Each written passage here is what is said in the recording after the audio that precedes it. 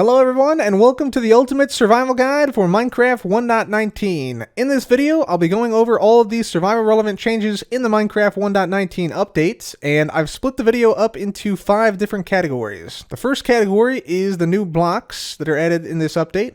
Second category is new items. Third category is all about mobs and mob changes this update. Fourth category is the world generation. And the fifth category, everyone's favorite, is the miscellaneous section. So, click on the portion of the video you want to go to see that section, or just wait, and let's get started. The first new block we'll be taking a look at this update is the mangrove log. This generates as part of mangrove trees in the mangrove swamp biomes, and looks like this. It has a nice little reddish hue to it. It comes in log form. You can also put it into a crafting table, like so, and get the mangrove wood block, which has the wood texture on all sides. Of course, you can also strip this, and yeah, you can strip both the log and the wood variety. You can also then craft up this log into planks, and of course you can make a bunch of different things with this. You can make slabs, you can make things like mangrove stairs, and fences, and signs, and doors like this. Nice door texture. You can make mangrove buttons, mangrove trapdoors, mangrove fence gates, fences, and boats, as well as the mangrove chest boat right here, which is another new item which we'll get to. But yeah, that is the mangrove log and mangrove planks family of blocks right there. Next block we're taking a look at is mud. Looks like this. Has some unique sounds when you place it, as you can tell, and also when you walk on it like so. Now, mud is actually not a full block. It's actually 0.875 blocks tall, and that means the entities sink into it when they walk on it. You can see that if I put down this armor stand here. Yeah, if we put it up above, yeah, the thing sinks down just a little bit, but you're not slowed down by mud. So it's like soul sand, but without the slowness. Now, a couple of unique things about mud. You can actually create mud by putting a water bottle and right-clicking a water bottle onto a dirt, coarse dirt, or rooted dirt, just like that. So yeah, you see the dirt turns into mud. And the same thing works if you have a water bottle in a dispenser. So that will actually turn the dirt into mud, and yeah, of course, leave the glass bottle here. And as I said, it does work with other types of dirt, like rooted dirt and regular dirt as well. Now, you can also do some interesting things with mud itself. If you put mud on a block above a pointed dripstone like this, this will eventually turn the mud into clay. The idea being that it sort of drains all the water from the mud. We're going to simulate that by doing game rule random tick speed 3000 just to speed it up. And yeah, you can see over the course of time, it takes a little bit of time, but eventually the mud turns into clay. There's also a crafting recipe involving mud, and the crafting recipe is if you put mud into a crafting table with wheat, you now get a new block called packed mud. So here is packed mud right here. And the packed mud, you can use it as a block itself right there, but you can also turn the packed mud into mud bricks, like so. And the mud bricks you can then turn into a variety of different things, including slabs and stairs and walls as well. So there's quite a variety of mud blocks, some of which you can see right here, and there's the slabs as well. So yeah, lots of potential uses for mud and things you can do with it. Next up, we have the mangrove root blocks. These are also found in the mangrove forest as part of the mangrove tree roots, and they have a couple of unique properties. First of all, you can actually harvest them with your fist just by punching them, although it is faster to harvest using an axe, as you can see. And the mangrove roots, these things can be waterlogged, so if I place one down and put a water bucket in here, you'll see that the entire block becomes waterlogged, but the water doesn't flow out of it, which is kind of a unique property. And yeah, if I go ahead and now harvest the roots, you'll see the water begins to flow, and if I put this back in the waterlogged state, it actually no longer flows. So that's kind of unique. Another cool thing is that if you have a mangrove root block like this, this actually will transmit power. So if I do something like this, and we'll power this block on, you'll see if I put like a lamp up here, this actually transmits power through the mangrove root block, which is kind of unexpected because there's so much air in this you can actually see through it. But that's a unique property of that. And there's also a new crafting recipe with the mangrove roots. If you put mangrove roots into the crafting table with some mud, you actually get a muddy mangrove root block, which looks like this. So it's basically the root block, but filled with mud.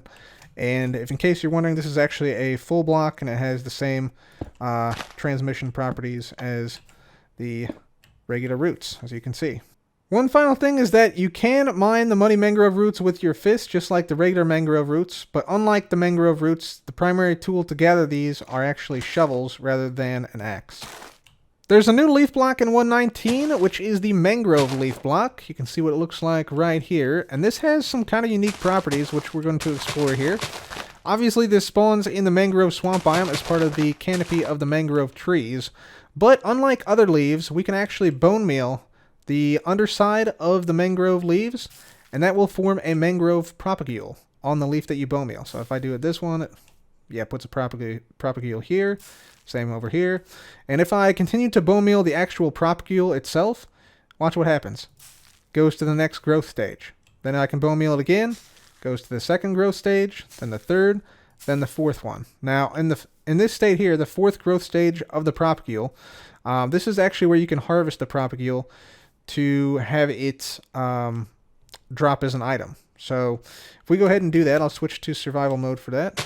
Just punch it. You'll see, voila, a mangrove propagule has dropped. And this has a lot of unique properties.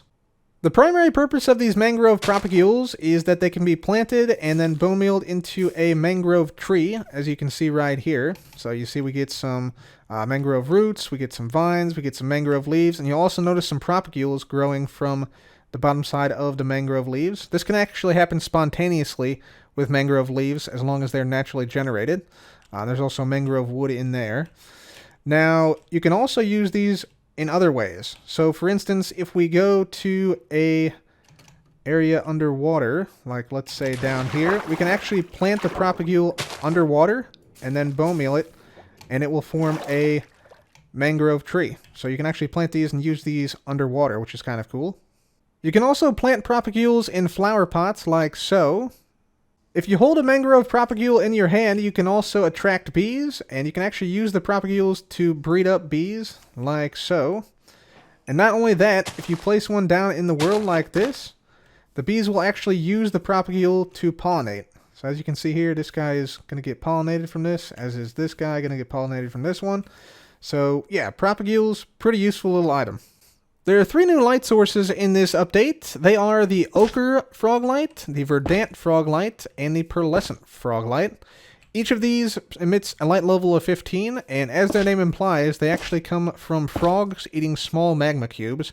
And the exact color of the frog light is determined by what type of frog eats the small magma cube. So the white ones drop the Pearlescent Frog Light, the green ones drop the Verdant, and the orange ones drop the Ochre. Next up, we have the Skulk family of blocks, and these are found in the Deep Dark and also in ancient cities. So first of all, the Skulk block looks like this, has nice animated texture as you can see here. If we go into survival game mode, we can see that if we break this, it doesn't drop anything except experience, which we can slowly pick up if we punch the block. But if we have a Silk Touch enchanted tool and then harvest it, it actually drops the block itself. Which is kind of interesting. So that is the Skulk block. These blocks actually always activate nearby Skulk sensors and shriekers whenever any block is placed on it, even wool blocks. So for instance, if I come down here, there's a Skulk sensor over here. If I place a block, it's always going to activate the Skulk sensor. There's also things called Skulk veins, which I'm going to come on over here and show you. So Skulk veins are sort of like glow lichen, but they have a different texture. The texture is actually animated, as you can tell. And again, this doesn't drop anything if you try and punch it with your hand, like this. Nothing drops. But if you try and harvest it with a Silk Touch tool, it drops itself. And you can place this like on the side of blocks. You can place this on the underside. And you can place multiple veins in the same sort of block area, just like glow lichen. So that is really cool as well. Next up, we got the Skulk Catalyst. Looks like this. This is also found in the Deep Dark biome. If you try and break it without using Silk Touch, you'll see that it only drops experience, like that. However, if you have a Silk Touch tool, of course, it drops itself pretty easily. Now, the Skulk Catalyst has a unique property. If a mob dies within 8 blocks, you'll see it actually causes the Skulk Catalyst to generate particles and generate other Skulk blocks. So in this case, there's some Skulk veins and the actual Skulk block right here. Now, if we continue to kill mobs here, you'll see, yeah, there's more Skulk and more Skulk and more Skulk that comes up here as mobs die. And if we sort of generate in a few mobs dying here, you'll see that it can not only generate things like Skulk blocks and Skulk veins, but also things like Skulk sensors and Skulk shriekers. Final thing I want to show you with the Skulk Catalyst has to do with the manipulation of the charge that is created when a mob dies near the Skulk Catalyst. Now, you can actually store 1,000 XP in a charge, and there is you can have up to 32 charges per catalyst. Currently, the charge still decays slowly, but it's still around long enough that you can manipulate it if you have a decent farm. So I'm actually going to spawn in a couple of Piglin Brutes that are going to die on impact here, just to gain a pretty big charge. So we got a decent charge up here now. So the charge is the actual bubbles you see here. Now, I can manipulate this charge to travel up here by changing the orientation of these trapdoors, because the charge only travels basically where there are non-full blocks. So yeah, now it's trapped in here and can't go anywhere. But if I go ahead and move it back down here, you'll see I can actually move the charge back to where it initially was. And now let's say I wanted to expand this way. All I gotta do is flick this trapdoor, except we want the trapdoor to be on the bottom. There we go. And yeah, you can see the charges now over in this section right here. So yeah, you can sort of manipulate the charge and have it go wherever you want to, and thus manipulate like where the Skulk goes to. There's a lot more to this, by the way, but yeah, I just want to keep this a short and concise demo. So I would recommend you looking up some Skulk charge videos if you're interested in how to better manipulate this.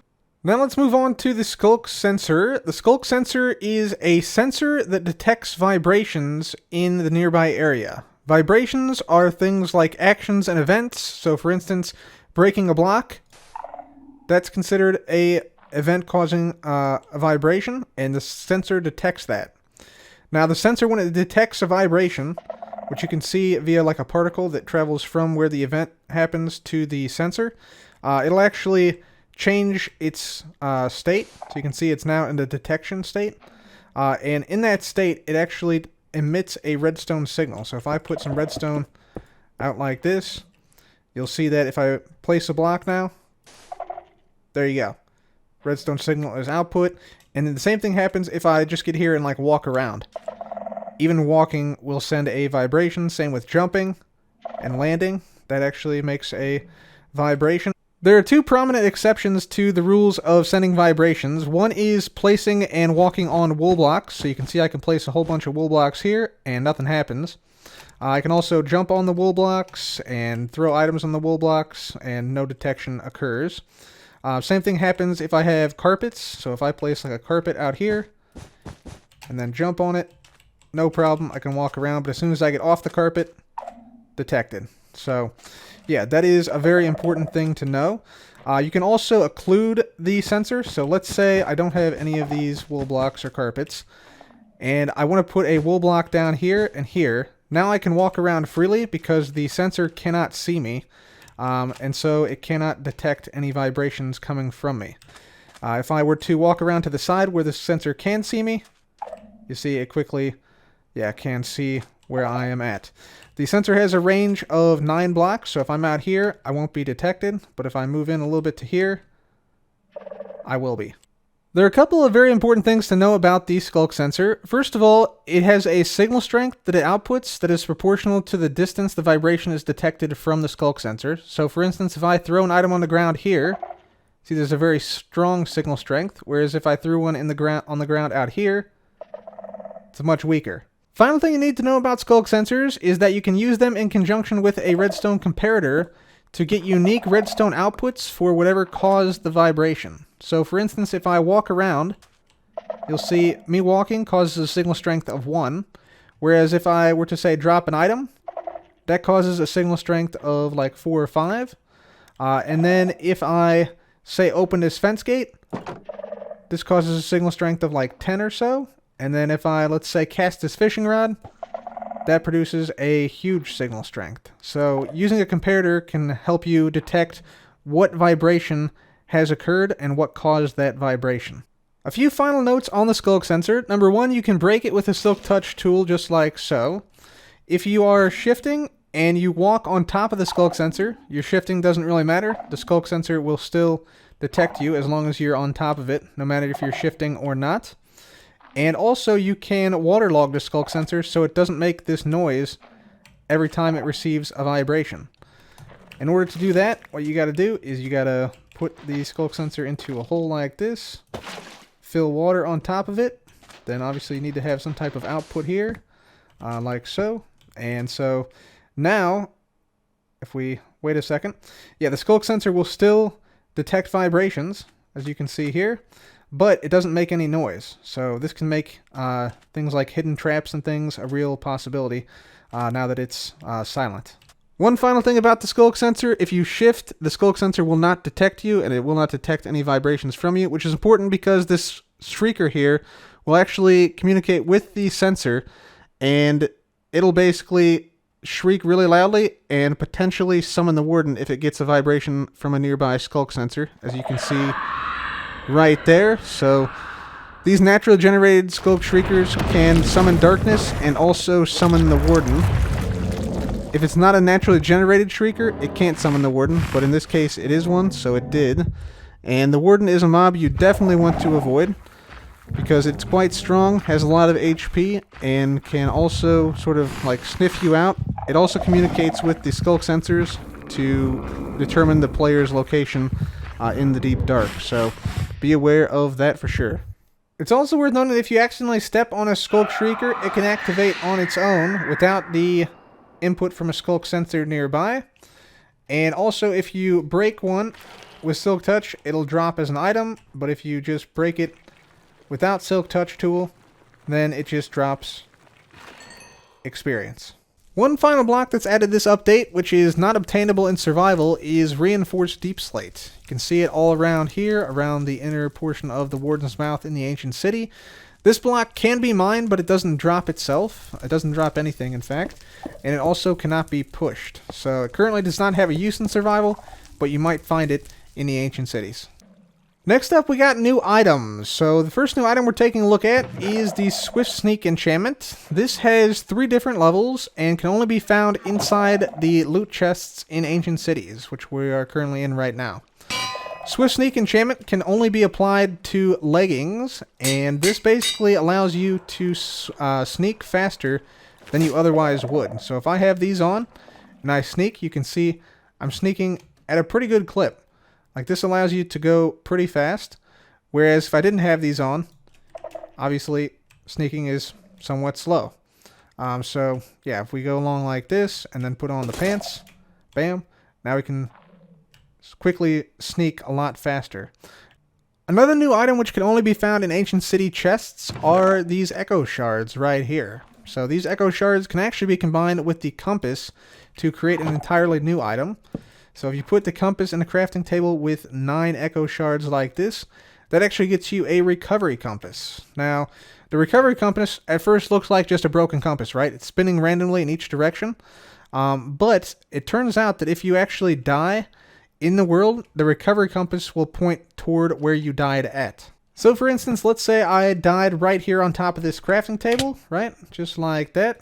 I'll respawn, and now the recovery compass, which you're going to have to store like in an ender chest or in like another chest, will point directly toward the area where I died. So you can see here, if I move over this way, it points to the right. If I move over here, points to the left, and so it, yeah, guides me back to wherever I died. That way you can hopefully recover your stuff super quickly without too much of a hassle. There's also a new item in the game in the form of Music Disc 5 right here. So this is by Samuel Aberg, and basically you have to craft this music disc by finding disc fragments in Ancient City loot chests like so. If you find the disc fragments, you can combine 9 of them in the crafting table to make the music disc like so. And this is actually an accompanying music disc to the famous Disc 11 by C418. So if we put it in here, I'll just give you a few seconds of it. It's quite an experience to listen to the whole thing.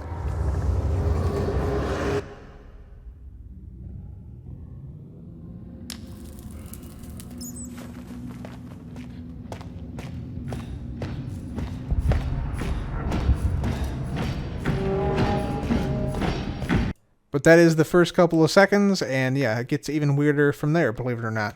Next up, we have goat horns. To obtain a goat horn, you have to have a goat attempt to ram you, and instead of ramming you, you move out of the way, and the goat actually rams an iron ore, coal ore, emerald ore, log, or coal ore, like that one just did right there, and that gets you a goat horn, in this case, the Seek goat horn. There's 8 different types of goat horns, which I'm going to demonstrate to you now. So the first one is called Ponder, right here. There you go. There is a little bit of a cooldown on all these goat horns. Then we have Sing. There we go. Then we have Seek, right here. Which is, of course, the raid sound from the Pillager raids. Then we have Feel.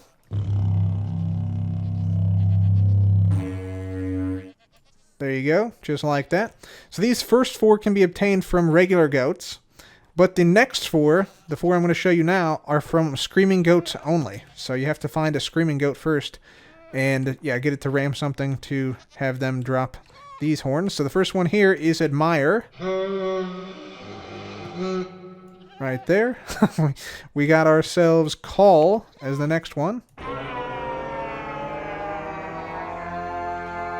which is 100% the THX sound, just in horn form. Then we have Yearn.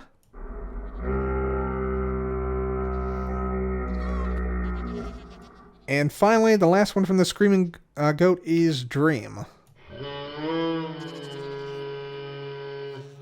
There you go. So those are the new goat horns now in Minecraft 1.19. One final thing about goat horns is that you can sometimes find them in the chests at pillager outposts like this one. Another new item in this update is the boat with chest. As you can see right here, we have the oak boat with chest, the acacia boat with chest, the spruce boat with chest, the birch, the jungle, the dark oak, and finally the mangrove boat with chests.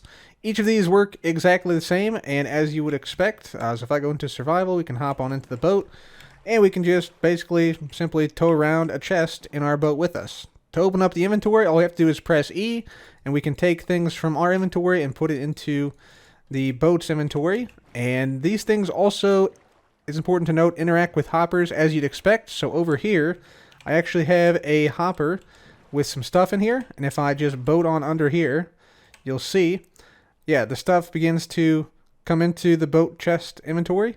Yeah, whenever I am actually underneath of the hopper.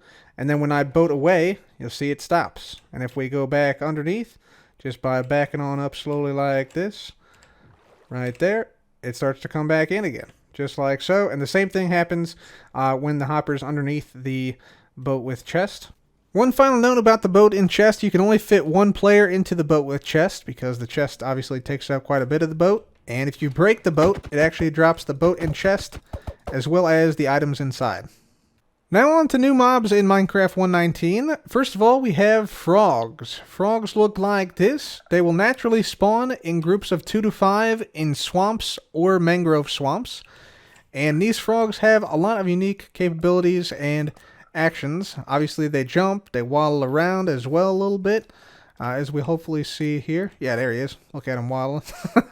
So yeah, that's pretty cool. They can also swim in water. If I spawn one in water, you can see they move quite fast through the water, especially considering their relatively slow speed on land, but they really go through the water quickly. You can also breed them with slime balls. So if I hold a slime ball in my hand, you'll see the frogs are attracted to me, and if we right click them, this is how you can actually breed the frogs up. And so if we have the frogs breed up, they will be bred just like that. And once this guy makes it to the water, yep, they'll lay some frog spawn. Now the frog spawn will actually take a little bit of time to grow up, but when it does, we will see what happens. And I'm just going to place down a few more of these right here. There we go. So after a few minutes, the frog spawn actually turns into tadpoles, which you can see here swimming around. And it takes 20 minutes for a tadpole to grow up into a frog. However, this can be sped up if we feed slime balls to the tadpole like this. Can actually probably speed it up so that it grows super quickly. Like this. There we go. Even more. Even more. Even more. This is just like feeding like wheat to a baby cow, for instance, to help it grow up faster. But there we go. That should be good. Yep, and there we go. There's the frog, fully formed after it has grown up from a tadpole stage. But when they're in the tadpole stage, it's actually kind of a critical time in the frog's life, because you can actually pick it up, the tadpole that is, to get a bucket of tadpole. So once you have this bucket of tadpole, you can actually move these tadpoles to different biomes, and then depending on which type of biome the tadpole grows into a frog in, that will determine what type of frog you get. So obviously here in the swamp biome, this is a temperate biome, so you get the orange colored frog. But if we say went to, let's say, a desert, so let's do locate biome desert, like this. There we go, and teleport there. If we let the tadpole grow up here in a desert, which we will do by just putting this in here, and then giving it a bunch of slime balls. There we go. Yep, you see it grew up into a gray frog that looks like this. And likewise, if you were to use your bucket of tadpole to grow up a frog in a cold biome, it would actually come up as the green frog right here. Frogs also do things like eat baby slimes. So for instance, this baby slime here, we'll see, yep, he gets eaten. And when that happens, it actually drops a slime ball. So that is a kind of useful feature of the frogs here. Obviously, doesn't work with the big slimes, but if we get another small one here, yep, there we go. We'll see that guy get eaten, turn into another slime ball right there. Likewise, if we have a small magma cube and a frog nearby, the frog will actually eat the small magma cube, and this is how you get the frog lights. See, we got the ochre frog light here because this is an orange frog, but to get the other colors of frog lights, you need the other color of frogs. One other small thing you need to be aware of about tadpoles is be aware if you have your tadpoles in like a lush cave, for instance, because axolotls will actually hunt and kill tadpoles, as you see right there. One other small detail about frogs that you might not know about is that they actually prioritize jumping to lily pads and big drip leaf over other blocks. So you can clearly see here from these two, they clearly prioritize jumping to lily pads and things. And so you can have them, you know, hop from lily pad to lily pad, as you can see here. Next up we have the Warden. The Warden is a mob which can only be summoned by naturally generated shriekers in the ancient cities and the deep dark. You can see when the shrieker shrieks, you get the darkness effect, and if we continue to activate the shrieker via the skulk sensor that sends a vibration to it, you'll see the Warden comes closer and closer until eventually this one should summon the Warden in, I believe. Yep, there he is. There is the Warden itself. The Warden is a 3-block tall mob with 500 health points. You'll see it can sniff for the players, and that brings it into the general direction of the player. See, he's sniffing for me. And I can also distract him with a vibration to hopefully get away. So if I put an arrow like out here, for instance, the Warden goes that direction. So that's a good way to distract the Warden. That's important to know because if you can get away from the Warden and it doesn't hear a vibration for an entire minute, it will actually despawn. Unfortunately, he heard me there. Let's just distract him again. There we go. So he's pretty easily distracted. And now he's upset. So once he does that, you know he's on to you. And it's probably a good idea to run. You can see he's pretty fast, but he has two different attacks. One is this, the Sonic Shriek, and he also has a melee attack.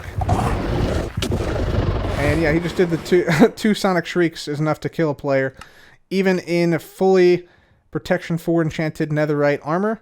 It's also worth noting that enchantments don't affect the damage taken from the Sonic Shriek Blast, and the blast can actually go through blocks too. So if you decide to dig down, barricade yourself in, the Warden can still attack you and do massive damage. Finally, the Warden takes no damage from lava, it doesn't take knockback, and it's not slowed down by water, so this is a pretty formidable opponent to face. Despite all this, it is actually possible to defeat the Warden, which I will now demonstrate. So we're just going to hit this guy with a bow. There we go. And we're going to basically get a 2 tall pillar with the cobweb. We're going to eat a golden apple, and now we can just slay away on the Warden. Takes a while for it to get its Sonic Shriek going. There we go. There we go. So now, we still have regen from the golden apple. So that definitely helps. We're going to eat another apple here real quick. There we go. Good thing we ate it just in time. But as you can see, it's still doing a lot of damage. Luckily, we can just tank this damage, though. And there we go. We have defeated the Warden. So you need 2 golden apples, which are actually found in the ancient cities, but the Warden itself has dropped something, and it has dropped a Skulk Catalyst. So that makes the Warden a renewable source of Skulk Catalysts. Of course, the much easier option is just to wait the Warden out, not make any vibrations for a whole minute, and in that case, as I said before, the Warden digs down and simply despawns. Last thing about the Warden is, if you rename the Warden by putting a name tag on it, the Warden will actually never despawn. That is, it will never dig down, even if it's been over a minute since the last vibration. It will just remain in the world until it's slain by someone or something. The next new mob we're taking a look at is the Allay. The Allay is basically a mob which can find and pick up and return dropped items to the player. So, for instance, if I find an Allay in the world, and these guys spawn in woodland mansions and in pillager outposts, I can then give the Allay an item, like this. There we go. So, you can see the Allay is now holding some gunpowder. And now, if the Allay finds gunpowder in the area around me, check out what happens. So if I just toss a couple gunpowder around here, yep, it'll go through, pick up the gunpowder, and drop it off to me. I also get an advancement for that.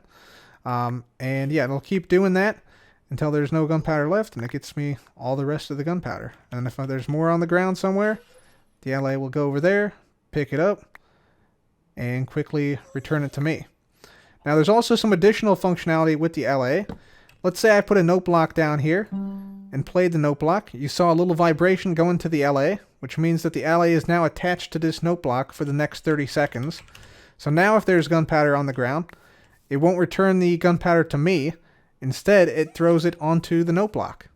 And then if I want the Allay to pick up a different item, let's say some grass block, I just take the gunpowder from the Allay and then give the Allay the grass block, and then I can just simply toss some grass blocks on the ground. Let's activate the note block so it throws the grass on the note block.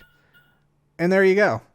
Pretty nifty. Pretty nifty. Also, it's worth noting that the Allay will follow you a little bit as you go through the world. So if I just like run off in this direction a little ways, like so, the Allay will follow behind me. Although it takes some time for the Allay to catch up because it's not quite as quick.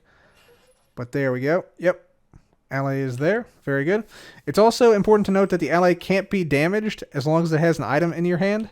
At least your Allay can't. So I can try and, slay this guy, but can't do it. Can't do it. But if he doesn't have an item in his hand, or if it's another player's Allay, like this, then you can, in fact, damage the Allay. However, the Allay will regenerate 2 HP per second. So 1 heart per second. So it quickly recovers from that damage if you accidentally hit it while it's not holding an item. A couple other interesting things about Allays: they can hold up to a stack of items in their inventory, and they cannot be attached to a note block which is occluded by wool. So for instance, if I play this note block here, you see it's not attaching to the Allay, but if I get rid of this wool, there you go. It just did. So yeah, it's important to note that, so that if you have a bunch of wool around, might be why your Allay is not going to your note block. The Allay can also pick up non-stackable items, so if I give it an unenchanted diamond sword, and then throw an unenchanted diamond sword on the ground here, you'll see it does indeed pick up the diamond sword and return it to me like so. However, it does not differentiate NBT data. So if I throw an enchanted diamond sword on the ground, it still sees that as a diamond sword and returns it. It doesn't not pick it up just because it has enchantments on it. So that is important to note, but that is the LA. There's also been a huge change to mob spawning in the Nether this update. Now, Endermen, Wither Skeletons, and Skeletons can all spawn not only in absolute darkness, but all the way up until light level 11. Presumably this was done because there's a lot of natural light sources in the Nether, like these shroom lights, the lava, the fires and stuff, and this allows them to spawn in much more greater numbers because they have a much higher range of light levels that they can spawn in. So you'll see a lot more Endermen, a lot more Wither Skeletons, and Skeletons potentially because of this change. Now on to world generation. So the first new biome we have in this update is the Mangrove Swamp biome. Mangrove Swamp biome is a biome characterized by groves of mangrove trees as well as mud on the ground. And there's quite a bit of mud. This goes all the way down to the stone level, as you can see here. So basically replaces the dirt. There are also things like the mangrove roots, the muddy mangrove roots, the mangrove propagules, which grow in the trees. So you can see there's some in various states here. There's also mangrove wood. And yeah, they can also be frogs here. The frogs that spawn here are the warm variety. So the white frogs right there, or grayish frogs. There's also moss carpets that can grow on the mangrove roots, like on the trees. And the water color is actually slightly different than the swamp. It's more of a teal color than sort of like a muddy green color. So that is the Mangrove Swamp biome. The other new biome in Minecraft 1.19 is the Deep Dark biome, aptly named because it is found very deep in the world and it's also quite dark there, as you can probably see from the nothingness that surrounds me. But if I go ahead and give myself night vision, you can see, yeah, it is a biome that is deep underground. It spawns between -1 and -64 in height.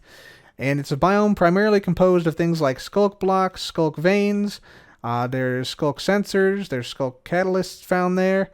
And you can also find sculk shriekers, which is kind of important because if we go into survival mode, that means that you can indeed see the warden spawn here, as we see right now. So within the Deep Dark biome, you can actually find ancient cities, which you can see one in front of me right here. This again is characterized by sculk blocks, sculk veins, sculk shriekers, sculk catalysts, and sculk sensors all around. Except this time, there is actually a lot of structures around here. You can see here we have a bunch of wool pathways, which basically prevent vibrations. So as long as we stick to those, we're relatively safe from things like shriekers activating, like that one up there, which will, sometimes summon the warden. So you can stick to these pathways to, maintain some relative safety when you're in the ancient cities. And then around the ancient cities, if we fly around here, you can see there's a lot of different unique structures with some candles and things. There's all sorts of like broken down buildings and chests with unique loot in them, like the disc fragments we saw earlier. There's enchanted books.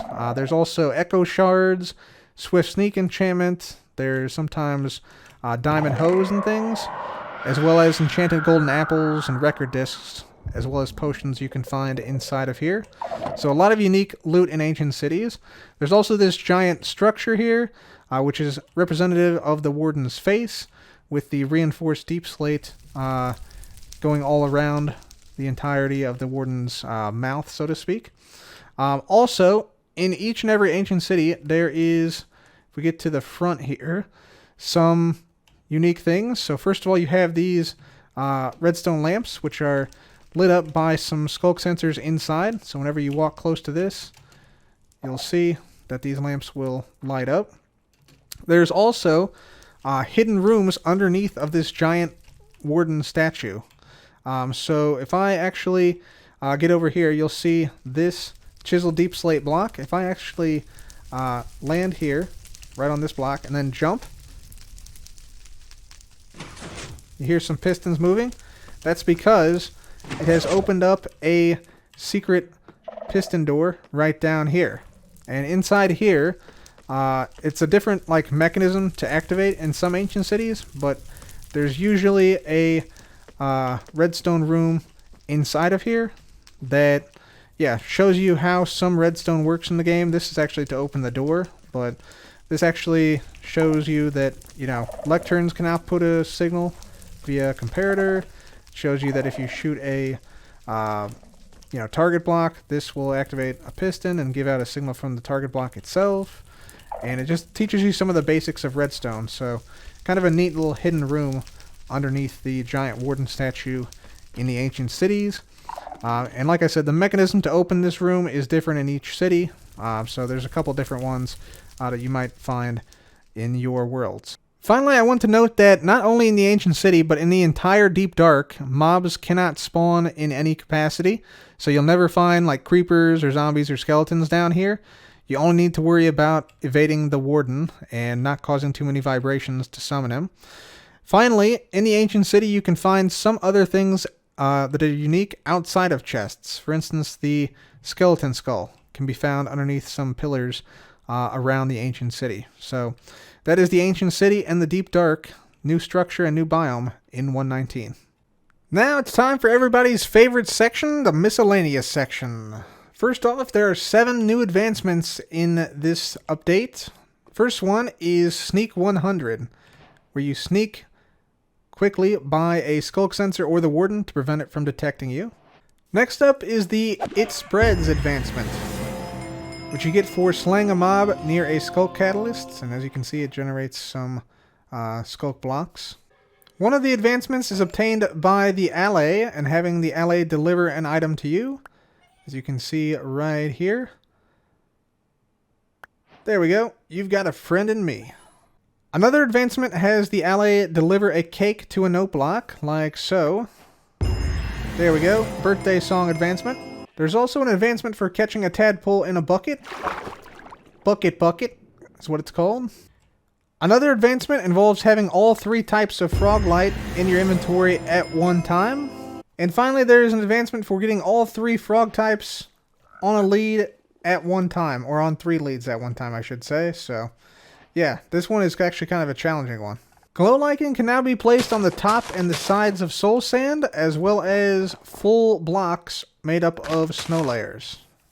The same thing also goes for vines. Vines can now be placed on the side of soul sand and max level height snow layers.